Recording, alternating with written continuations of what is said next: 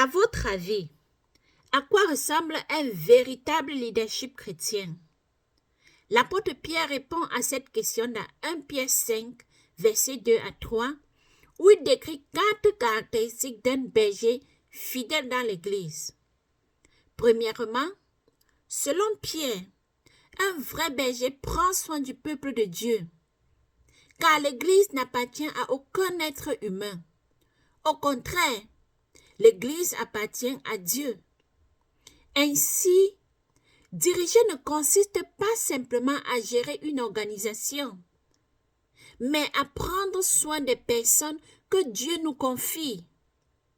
Deuxièmement, selon Pierre, un vrai berger sert volontairement. Pierre rappelle aux responsables de l'Église que servir le peuple de Dieu ne doit pas se faire par contrainte.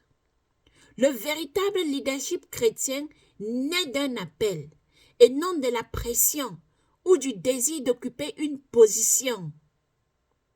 Troisièmement, selon Pierre, un vrai berger sert avec empressement et non pour un gain personnel. Le leadership dans l'Église n'est pas une plateforme pour la reconnaissance ou l'intérêt personnel. C'est un service motivé par l'amour pour Dieu et pour son peuple. Quatrièmement, selon Pierre, un vrai berger conduit par l'exemple. Pierre demande aux responsables de ne pas dominer sur ceux qui leur sont confiés, mais d'être des modèles pour le troupeau. Dans l'Église, l'autorité ne consiste pas à dominer, mais à vivre d'une manière qui reflète le Christ si clairement que d'autres peuvent suivre. Lorsque ces principes sont ignorés, l'Église en souffre. La confiance disparaît. Les personnes sont blessées et le Christ est mal représenté.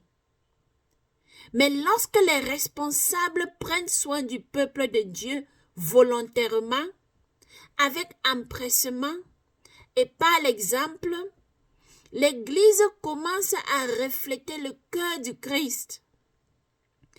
Alors, la question pour nous aujourd'hui est celle-ci. Prenons-nous vraiment soin du peuple de Dieu comme Pierre le décrit?